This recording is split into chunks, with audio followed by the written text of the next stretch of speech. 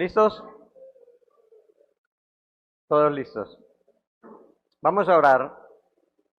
Vamos a entregar este tiempo para que sea el Señor dirigiendo. Oremos.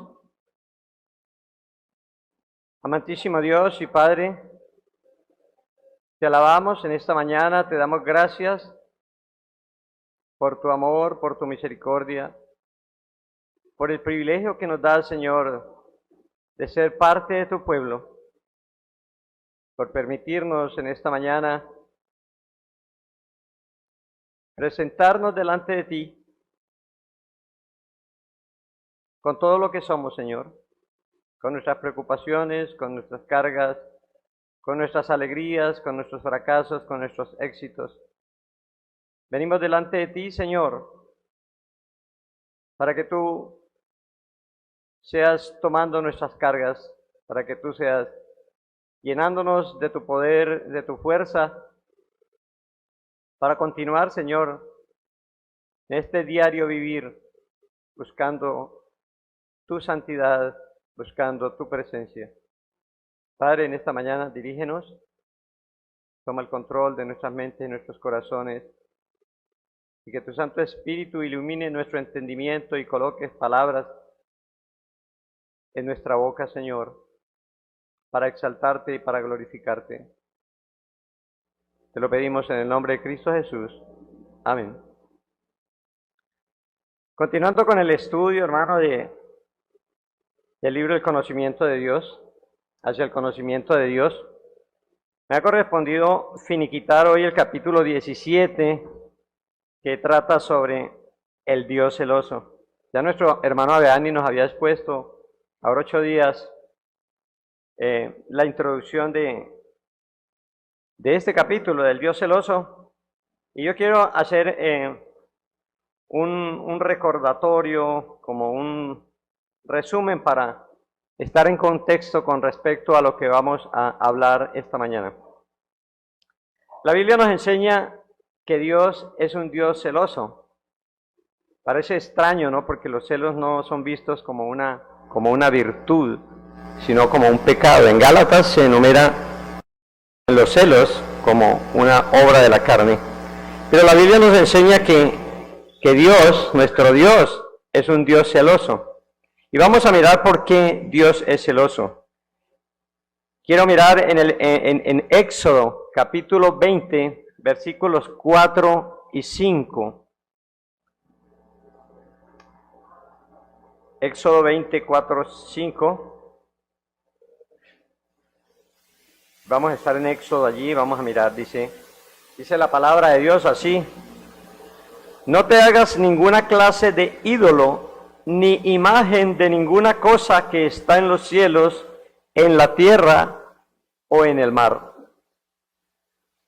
No te inclines ante ellos, ni les rindas culto, porque yo, el Señor tu Dios, soy Dios celoso, quien no tolerará que entregues tu corazón a otros dioses. ¿Quién no qué? Tolerará que entregues tu corazón a otros dioses. Ahí está el celo del Señor. Más adelante en Éxodo 34, 14,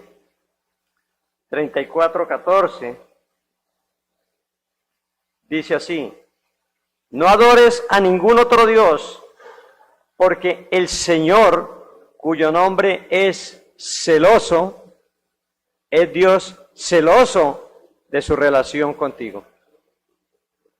Entonces podemos ver que la Biblia nos habla en el Antiguo Testamento, en muchas partes, son muchos los versículos que nos hablan sobre que nuestro Dios es un Dios celoso.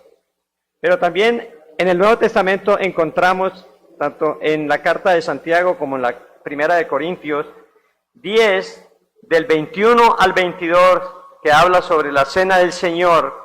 Incluso hoy tenemos cena del Señor. Nos habla, 1 Corintios 10, 21, 22, nos habla de los celos del Señor. Dice así: no podéis beber la copa del Señor y la copa de los demonios.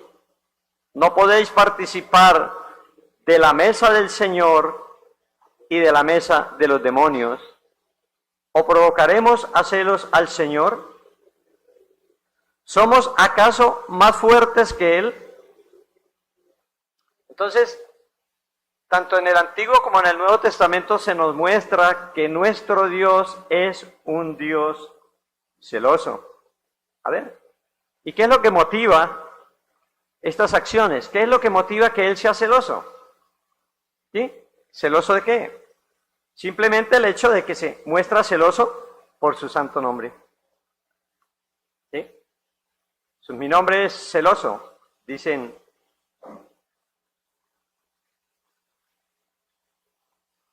No adores a ningún otro Dios porque el Señor, cuyo nombre es celoso, es Dios celoso de su relación contigo. Entonces, la motivación es que Él es celoso de su santo nombre.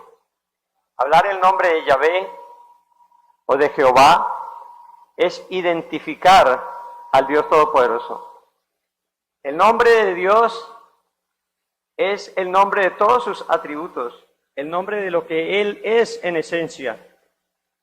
Ahora, dice Isaías 42, 8. Yo, Jehová, este es mi nombre, y a otro no daré mi gloria, ni mi alabanza a esculturas. Y dice en el 48:11, por mí, por amor de mí mismo lo haré, para que no sea mancillado mi nombre, y mi honra no la daré a otro. Dios es celoso de su nombre, y Dios está exigiendo que toda la adoración y toda la alabanza sea para Él. Él es un Dios soberano, Él es el Altísimo, y solamente Él es digno de adoración. Estar celoso de algo que Dios dice que le pertenece es bueno y correcto. Los celos son un pecado cuando es un deseo de algo que no te pertenece. ¿Sí? Los celos causan envidia. El hecho de no tener lo que otro tiene produce celos, produce envidia, un anhelo de tener eso. Y eso en Gálatas lo nombra como una de las obras de la carne, y es por consiguiente pecado. Los celos son un pecado cuando es un deseo de algo que no te pertenece, pero a Dios le pertenece todo, ¿verdad? Amén. A Dios le pertenece la honra, el honor, la gloria, la adoración, la alabanza. ¿Por qué? Porque Él es el Dios Todopoderoso. Él es el gobernador, el hacedor de todo cuanto existe. Él dirige toda la creación, por consiguiente, todo le pertenece. Ahora, la adoración, la alabanza, el honor, le pertenecen solo a Dios, porque solo Él es digno de ello. Por tanto, Dios es celoso con razón cuando esa adoración, alabanza, devoción es dada a los ídolos. ¿Y qué son los ídolos? Todo aquello que suplanta a Dios, todo aquello que ocupa el lugar de Dios.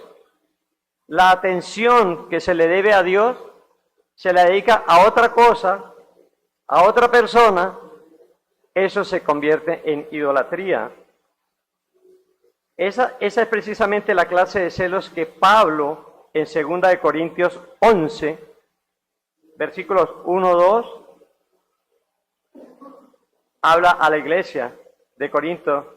Dice Pablo, hablándole a la iglesia, dice, ojalá me toleraseis un poco de locura.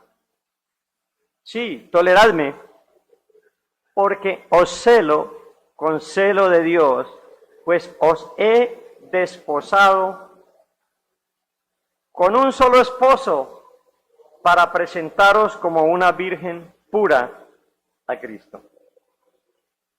Pablo, aquel que dijo, ya no vivo yo, Cristo vive en mí, está hablando. Prácticamente Cristo está hablando. ¿Y quién es Cristo? Cristo es Dios, ¿verdad? Entonces, está Cristo hablando a través de Pablo y dice, toleradme un poco, porque os celo. Habla del celo. Os celo con celo de Dios, pues os he desposado con un solo esposo para presentaros como una virgen a Cristo. Somos presentados como una virgen.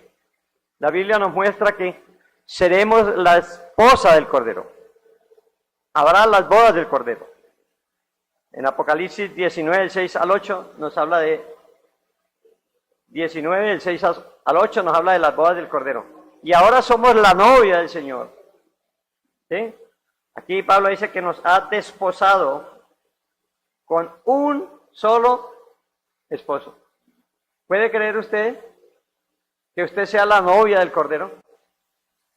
Todos nosotros somos la novia del Cordero, la iglesia santa del Señor. Hemos sido separados, hemos sido apartados desde antes de la fundación del mundo para ser la novia del Cordero. En la mente de Dios estaba hacer un pueblo para sí y formó a partir de Abraham un pueblo para que lo adorara, para que lo reverenciara, para que le diera toda la gloria y el honor. Y esa iglesia del Antiguo Testamento debía darle toda la gloria al Señor, como nosotros debemos darle toda la gloria al Señor. Amén. Estamos desposados con un solo esposo, dice Pablo, para presentarnos como una virgen pura a Cristo. Somos la novia. La iglesia es la novia del Cordero. Y se celebrarán las bodas del Cordero. En Apocalipsis 19, 6 al 8, dice, y oí como la voz de una gran multitud, como el estruendo de muchas aguas, y como la voz de grandes truenos que decían, aleluya, porque el Señor nuestro Dios Todopoderoso reina. Gocémonos y alegrémonos, y démosle gloria, porque han llegado las bodas del Cordero, y su esposa se ha preparado. Y a ella se le ha concedido que se vista de lino fino, limpio y resplandeciente, porque el lino fino es las acciones justas del santo. De modo que llegarán las bodas del Cordero, y con esa esperanza debemos gozarnos y alegrarnos y darle la gloria, porque van a llegar las bodas y estaremos allí. Amén. Estaremos allí gozándonos, alegrándonos en las bodas del Cordero, porque la iglesia se ha preparado. La iglesia se prepara cada día y debemos prepararnos en santidad, buscando a Dios en oración, en adoración, en obediencia, en acciones justas, para ser revestidos de lino fino y resplandeciente. Estaremos allí con nuestro esposo por toda la eternidad, donde se culminará la historia de la redención. Aquella redención que estaba en la mente de Dios, de tener para sí una iglesia, un pueblo, una familia, para gozarse con esa familia por la eternidad.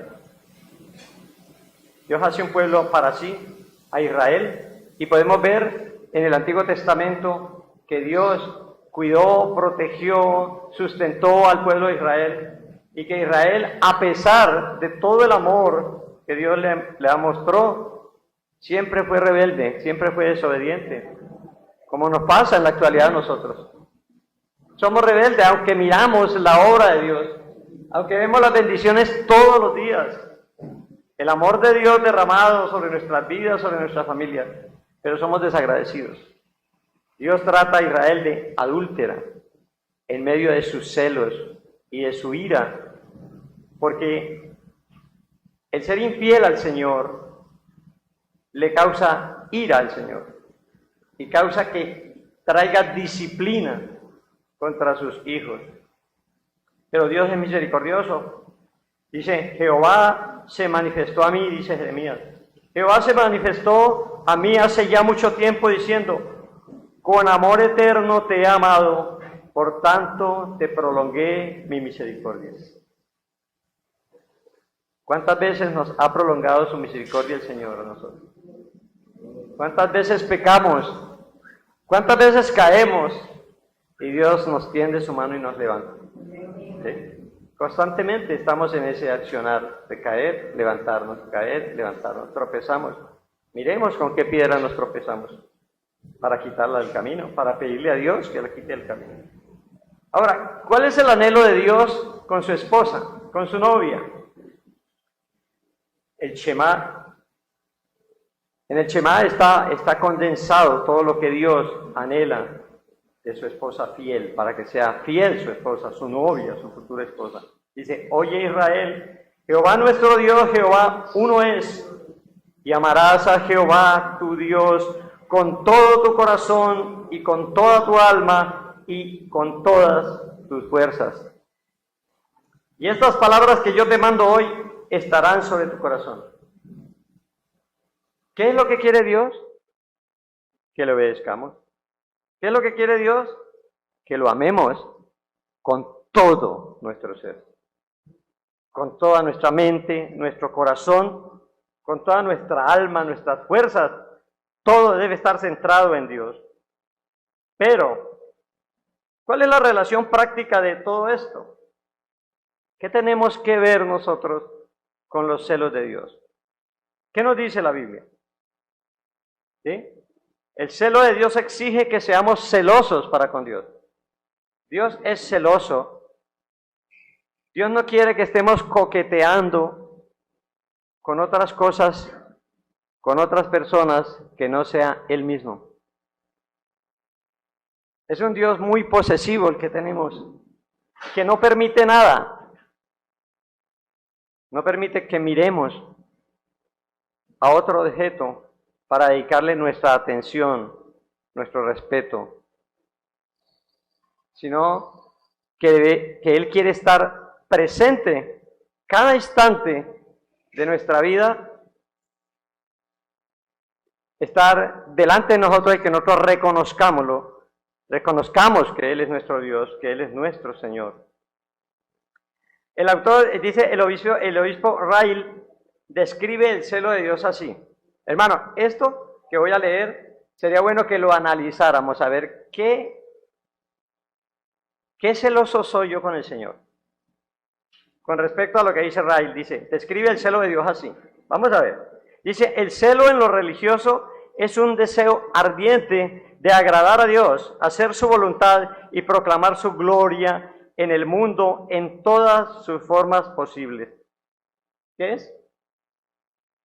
¿Qué es el celo religioso? Es un deseo ardiente de agradar a Dios. ¿Es un qué? Un deseo ardiente de agradar a Dios. Todo lo que hagamos, lo que hablemos, lo que miremos, todo debe ser para agradar a Dios, para hacer su voluntad y proclamar su gloria en el mundo en todas las formas posibles. ¿Cómo proclamamos su gloria? Teniendo un buen testimonio, ¿verdad? A veces predicamos más con nuestras acciones que con nuestras palabras. Entonces, proclamamos su gloria a través de nuestro testimonio, a través del evangelismo, hablando, compartiendo la palabra, a través de obras de misericordia, a través del servicio. Y es un deseo, ese deseo ardiente, es un deseo que ningún hombre siente por naturaleza. Es algo que el Espíritu coloca en el corazón de todo creyente cuando se convierte. Si usted verdaderamente ha nacido de nuevo, el Espíritu Santo le ha colocado eso en el corazón. Ser ardiente, no ser tibio ni frío. Ser ardiente con el Señor, para buscarlo. Pero algunos creyentes dice Israel, sienten en forma mucho más fuerte que otros ese sentimiento, ¿no? Al punto de que solo ellos merecen que se les considere celosos. La pregunta ¿es usted celoso o celosa de Dios? ¿Está en su corazón el deseo ardiente de agradar al Señor? ¿De hacer su voluntad? ¿O lo va a causar o lo va a hacer que el Señor se ponga celoso? ¿Qué tenemos que ver con esto? Que el celo es un mandato de las Escrituras. Tito dice en 2:13, aguardando la esperanza bienaventurada y la manifestación gloriosa de nuestro gran Dios y Salvador Jesucristo, quien se dio a sí mismo por nosotros para redimirnos de toda iniquidad y purificar para sí un pueblo propio, celoso de buenas obras. Un pueblo que sea celoso de hacer lo bueno delante de Dios. Un ardor por hacer lo bueno, agradar a Dios. Y tenemos ejemplos en la Biblia. Tenemos a Pablo. Pablo fue un hombre que era celoso del Señor, de la obra de Dios. Pablo dijo, de ninguna cosa hago caso, ni estimo preciosa mi vida para mí mismo, con tal que acabe mi carrera con gozo y el ministerio que recibí del Señor Jesús para dar testimonio del Evangelio de la gracia de Dios. ¿En qué estaba centrada la vida de Pablo? En agradar a Dios, en vivir para Dios,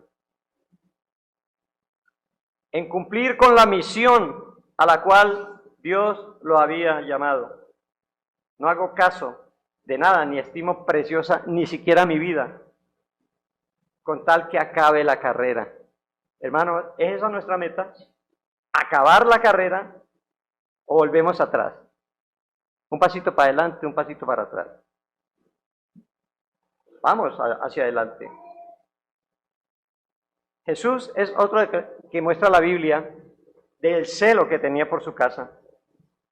Cuando muestra el celo Jesús por la casa de Dios, cuando coge un látigo y saca ¿a quiénes? A los vendedores, a los comerciantes que estaban dentro del templo, haciendo sus ganancias, haciendo un comercio del templo de Dios. ¿Y de nosotros qué opinamos? ¿Somos parecidos a Pablo? ¿Tenemos el celo de Jesús por la casa del Señor, por la obra del Señor? ¿Nos consume el celo? ¿Nos posee, nos arde el corazón en nosotros por la casa de Dios, por la causa de Dios, por los ministerios de la iglesia, por las obras de la iglesia? ¿Damos testimonio? ¿Nos hierve la sangre ante la maldad de este mundo? ¿Nos duelen aquellos que andan como ovejas sin pastor? ¿Somos celosos con nuestra familia para enseñarles la palabra, con nuestros hijos, con nuestros nietos, para enrutarnos por el camino de la vida? Si no somos celosos, estamos en peligro.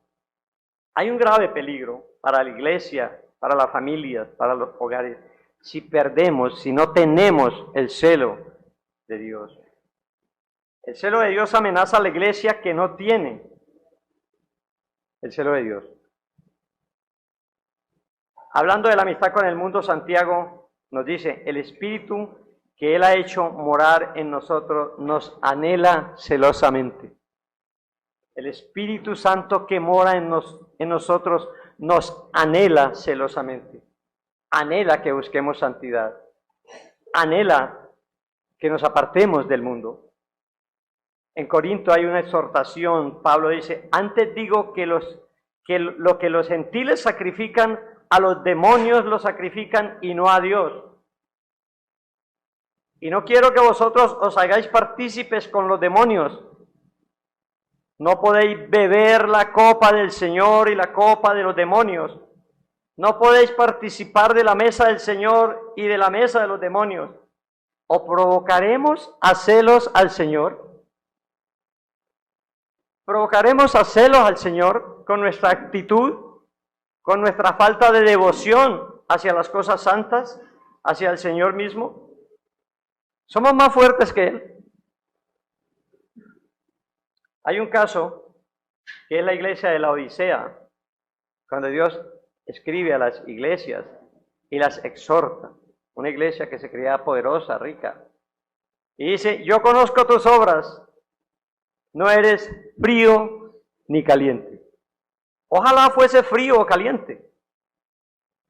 La palabra caliente significa en griego hirviente, algo que hierve, es ferviente, un fervor hacia las cosas de Dios. Cualquier cosa hubiera sido mejor que esa apatía. Estaba satisfecha la iglesia de sí misma. Pero por cuanto eres tibio y no frío ni caliente, te vomitaré. Estoy a punto de vomitarte, dice la palabra de mi boca.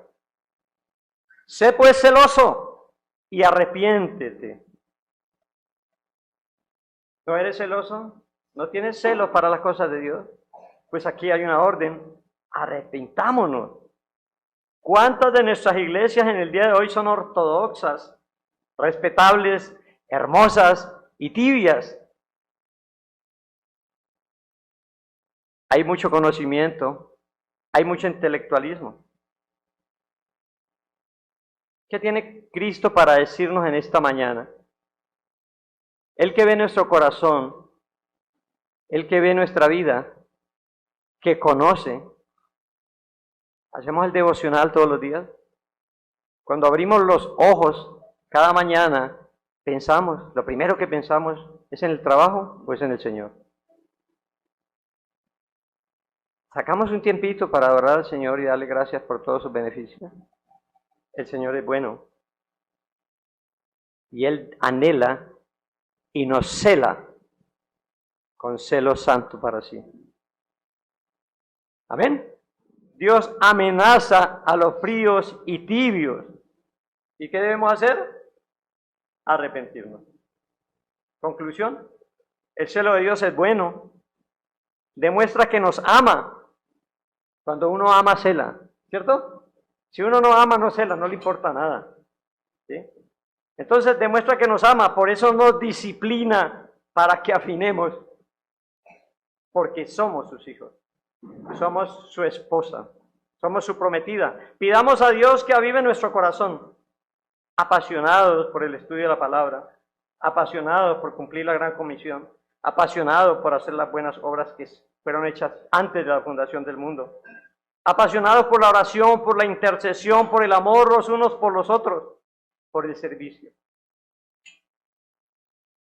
Eso es todo lo que tengo para decirle en esta mañana.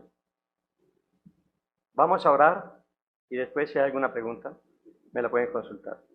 Amantísimo Dios y Padre, te alabamos, te damos gracias por tu amor, por tu misericordia, por todos tus favores. Gracias por celarnos, Señor, con ese celo santo, donde tú nos anhelas profundamente, Señor, y gracias por cuidarnos, porque si permanecemos en ti es por tu gracia y por tu misericordia, porque el que empezó la buena obra en nosotros la perfeccionará hasta el día de Jesucristo. Señor, tú nos sostienes, tú nos levantas en cada caída, tú nos impulsas, tú nos motivas, tú colocas ardor en nuestro corazón, colocas, Señor, un avivamiento en cada uno de nosotros. Ayúdanos, Señor, a perseverar hasta el fin, con gozo, con alegría, con entusiasmo, Señor, pero con mucha reverencia, con mucho respeto, con mucha santidad hacia ti. Gracias te damos, Padre, en el nombre de Jesús. Amén.